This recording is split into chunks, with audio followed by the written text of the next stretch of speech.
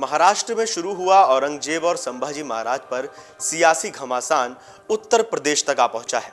उत्तर प्रदेश के सीएम योगी आदित्यनाथ ने विधानसभा में सपा पर हमला करते हुए कहा कि सपा के लोगों के लिए औरंगजेब गर्व का विषय है, जिसने अपने पिता को कैद कर उन्हें पानी की एक एक बूंद के लिए तरसा दिया था। उन्होंने कहा, सपा का अपने विधायकों पर नियंत्रण नहीं है। उस नेता के बयान का खंडन करना चाहिए और पार्टी से निकाल देना चाहिए, नहीं तो उसे यहां बुलाइए, हम उसका इलाज कर देंगे। आप एक बार सीएम योगी का पूरा बयान सुन लीजिए। औरंगजेब को वे लोग अपना आदर्श मान रहे हैं। हाँ, जिनका आचरण औरंगजेब जैसा है, वे लोग औरंगजेब पर गौरव की अनुभूति करें। भारत की आस्था पर प्रहार करने वाला दुर्दांत, धर्मांत, क्रूर शासक, उसको समाजवादी पार्टी आदर्श मानती है। ये समाजवादी पार्टी का नेता, आपका विधायक घोषणा करो ना, उस कमबख्त को निकालो पार्टी से, उसको एक बार यूपी भेज दीजिए, बाकी उपचार हम अपने आप करवा लेंगे। आज राम को, कृष्ण को, शिव की परंपरा को, भारत की विरासत को कोसना, ये समाजवादी पार्टी का मानो जीवन का उद्देश्य हो गया। और दुर्भाग्य है कि इन्होंने आदर्श किसको माना है, यानी औरंगजेब को वे लोग अपना आदर्श मान रहे हैं।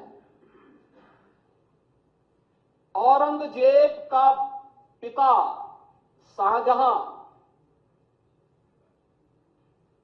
अपनी जीवनी में लिखता है, अपनी आत्मकथा में लिखता है कि खुदा करे कि ऐसा कमबख्त किसी को पैदा न हो। उसने आगरा के किले में अपने बाप को कैद करके रखा, एक एक बूंद पानी के लिए तरसाया। और अगर इनको औरंगजेब पर गौरव की अनुभूति होती है, तो ये लोग कम से कम पटना की खुदावंद लाइब्रेरी में जाकर के एक बार शाहजहां की ही जीवनी को पढ़ लें, देख लें, उसकी पीड़ा को देखें। हाँ, जिनका आचरण औरंगजेब जैसा है, वे लोग औरंगजेब पर गौरव की अनुभूति करें, लेकिन भारत को कम से कम इस पर न करें। और समाजवादी पार्टी को इसका जवाब देना चाहिए। भारत की आस्था पर प्रहार करने वाला दुर्दांत, धर्मांत, क्रूर शासक, उसको समाजवादी पार्टी आदर्श मानती है। जो भारत को रौंदने के लिए आया था, जजिया कर लगा रहा था, भारत का इस्लामीकरण कर रहा था। कोई सभ्य मुसलमान भी अपने पुत्र का नाम औरंगजेब नहीं रखता, क्योंकि इसे मालूम है यथा नाम तथा काम।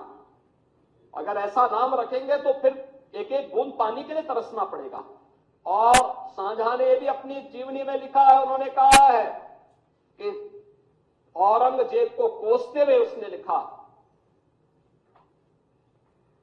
कि तुमसे अच्छा तो ये हिंदू है जो जीते जी तो अपने बुजुर्ग मां बाप की सेवा करता है, मरने के बाद श्राद्ध तर्पण के माध्यम से वर्ष में एक बार उन्हें जल देता है। बता दें कि अबू आजमी ने औरंगजेब की तारीफ की थी, हालांकि बाद में उन्होंने इस पर स्पष्टीकरण भी दिया था। कल 3 मार्च जब असेंबली खत्म हुई, जब मैं बाहर निकला तो टीवी वालों ने मुझसे कहा कि आसाम के मुख्यमंत्री ने राहुल गांधी को औरंगजेब की तरह पेश किया है कि उनकी छवि उस तरह की। देखिए, मैं जब उन्होंने औरंगजेब की बात किया तो मैंने पहले पढ़ा है कि सतीश चंद्र जी को, आदरी टुस्के को, डॉक्टर राजीव दीक्षित, डॉक्टर राम पुनियानी, अवध ओझा, मीना भार्गवा, इनकी स्टेटमेंट में मैंने कुछ बोला है, जो तारीफें की है उनकी, कि मंदिरों को उन्होंने पैसे दिए, उन्होंने क्या, इन सब लोगों की स्टेटमेंट में है। इस पर मैंने औरंगजेब रहमतुल्लाह अलैह के बारे में बोला, लेकिन इस बात को इतना बढ़ा दिया गया कि जैसे लगता है कि एक तूफान आ गया। मैंने किसी का अपमान नहीं किया। छत्रपति शिवाजी महाराज हो, छत्रपति संभाजी महाराज हो, डॉक्टर भीमराव अम्बेडकर हो, महात्मा ज्योतिबा फुले हो, राजश्री साहू महाराज हो, इन जैसे तमाम महान पुरुषों का हम आदर करते हैं और हमें आदर करना, पूरे देश को आदर करना चाहिए। हम आदर करते हैं। इन्होंने सारे समाज के लिए, सारे धर्म के लोगों को बराबर का दर्जा दिया था। मैंने इन हिस्टोरियन की लिखी हुई किताब, इनके स्टेटमेंट के ऊपर मैंने जो औरंगजेब की तारीफ किया, मैंने कभी अपने किसी महापुरुष, चाहे संभाजी महाराज हो, छत्रपति शिवाजी महाराज हो, उनके बारे में कोई एक लफ्ज गलत नहीं बोला है, लेकिन अगर इन चीजों से किसी को वो लगता है कि इसको तोड़ मरोड़ के पेश करके किसी को लगता है कि मैंने गलत बोला है, तो भाई मैं अपनी पूरी स्टेटमेंट को वापस लेता हूँ। असेंबली चलना चाहिए, असेंबली में बहुत सारे काम है। दरअसल छत्रपति शिवाजी महाराज के बेटे छत्रपति संभाजी पर बनी फिल्म छावा ने बॉक्स ऑफिस पर धूम मचा रखी है। फिल्म अब तक करीब 500 करोड़ रुपए का कारोबार कर चुकी है। हालांकि इस फिल्म की चर्चा सिर्फ इसके कलेक्शन तक ही सीमित नहीं रही है, बल्कि इसकी रिलीज से पहले और रिलीज के करीब 2 हफ्ते बाद भी संभाजी महाराज और फिल्म में दिखाए गए उनके दुश्मन औरंगजेब को लेकर महाराष्ट्र में सियासी हलचल जारी है। ताजा विवाद समाजवादी पार्टी के नेता अबू आजमी के मुगल शासक को लेकर एक बयान से शुरू हुआ, जिसमें उन्होंने औरंगजेब का बचाव करते हुए कहा कि वो क्रूर नहीं था, वो एक महान प्रशासक था। अबू आजमी के इस बयान को लेकर पूरे महाराष्ट्र में विवाद की स्थिति है। राज्य के उप मुख्यमंत्री और शिवसेना प्रमुख एकनाथ शिंदे ने अबू आजमी को देशद्रोही तक करार दे दिया। शिंदे ने इस मुद्दे को विधानसभा में भी उठाया और कहा कि अबू आजमी ने छत्रपति शिवाजी महाराज और संभाजी महाराज का अपमान किया। इसके बाद 5 मार्च यानी बुधवार को महाराष्ट्र विधानसभा से अबू आजमी को निलंबित भी कर दिया गया। चलिए अब आपको बताते हैं कि क्या थी संभाजी महाराज के साथ हुई असल घटना, जिसका शिंदे ने भी जिक्र किया। मराठा साम्राज्य के अजेय शासक छत्रपति शिवाजी महाराज का 3 अप्रैल 1680 को निधन हो गया। उनके रहते हुए मुगल शासक औरंगजेब एक बार भी महाराष्ट्र की धरती पर संघर्ष नहीं जीत पाया। मुगल सेनाओं को दक्कन के पठारों में मराठा सेनाओं के खिलाफ लड़ते हुए बड़े नुकसान हुए। हालांकि जब औरंगजेब को शिवाजी महाराज के निधन की खबर मिली तो उसने एक बार फिर दक्कन पर कब्जे की कोशिशों को तेज कर दिया। यही वो समय था जब छत्रपति शिवाजी महाराज के बेटे संभाजी का उदय हुआ।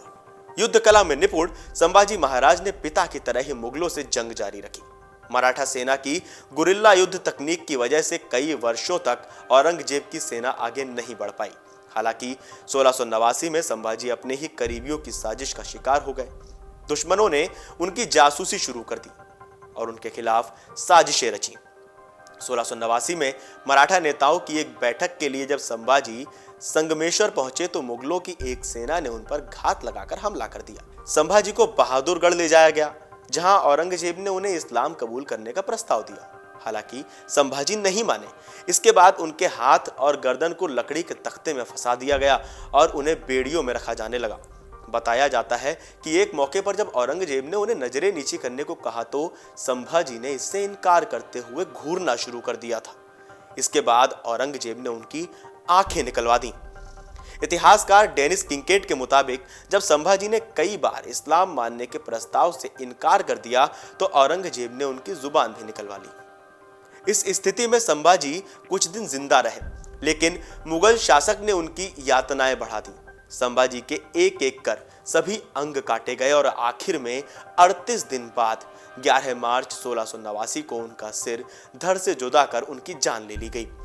इस दौरान औरंगजेब ने संभाजी की पत्नी और बेटे को कैद कर दिया। औरंगजेब ने मराठा साम्राज्य में अपना डर कायम करने के लिए संभाजी का सिर दक्षिण के कई अहम शहरों में घुमाया, लेकिन औरंगजेब की यह हरकत उल्टी पड़ गई। इस घटना के बाद मराठा साम्राज्य में जो शासक अलग थलग पड़े थे वो सभी साथ आ गए और मुगलों को कब्जे से दूर रखा। अगर आप ये वीडियो YouTube पर देख रहे हैं तो हमारे चैनल को सब्सक्राइब कर बेल आइकन दबाएं और Facebook पर देख रहे हैं तो हमारे पेज को लाइक करें। 8 मिलियन प्लस सब्सक्राइबर, आपके इस भरोसे के लिए बहुत धन्यवाद।